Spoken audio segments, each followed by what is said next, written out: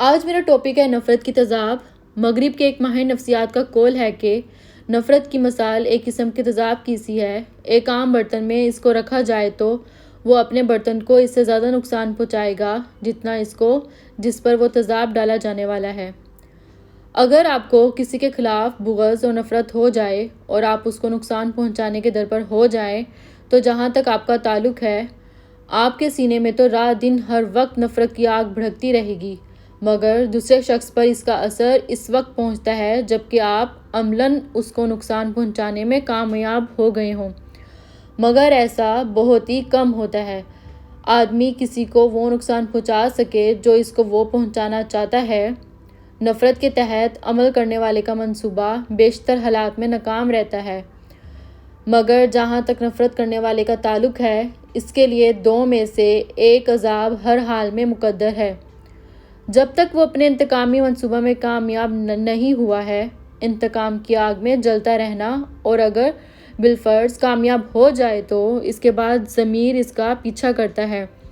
وہ اپنے حریف کو قتل کر کے خود بھی اپنے چین کو ہمیشہ کے لیے قتل کر لیتا ہے۔ انتقام کے جنون میں اس کا انسانی احساس دبا رہتا ہے، مگر جب حریف پر کامیابی کے نتیجے میں اس کا انتقامی جوش ٹھنڈا پڑتا ہے تو اس کے بعد اس کا ضمیر جاگ اٹھتا ہے اور ساری عمر اس کو ملامت کرتا ہے کہ تم نے بہت برا کیا۔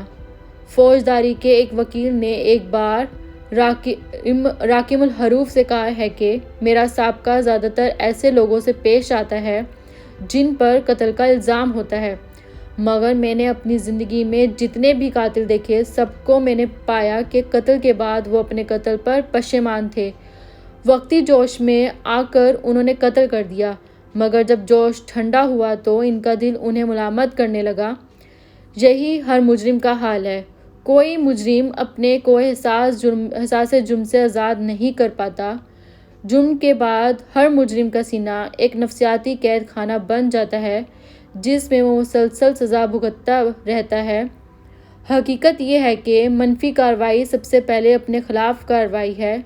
منفی کارروائی کا نقصان آدمی کی اپنی ذات کو پہنچ کر رہتا ہے، خواہ وہ دوسرے کو پہنچے یا نہ پہنچے۔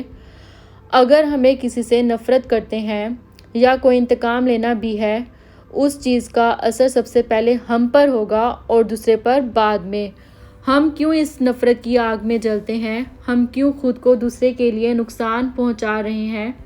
وہ شخص جس سے آپ نفرت کرتے ہیں اس نے آپ کے ساتھ کچھ غلط کیا ہے تو معاملہ خدا کے سپرد کر دیں، وہ بہتر جانتا ہے کیا سزا دینی ہے۔ اس کے برعکس آپ خود اس شخص کو سزا دیں گے بھی تو آپ ایک پہلے ہی نفرت کی آگ میں جل رہے تھے اور اس کو سزا دینے کے بعد بھی آپ ایک طرح کی آگ میں جل رہے ہوں گے جس سے آپ کی زندگی کے مزید سال برباد ہوتے چلے جائیں گے، اور سب سے زیادہ نقصان آپ کو پہنچے گا اس شخص کے برعکس۔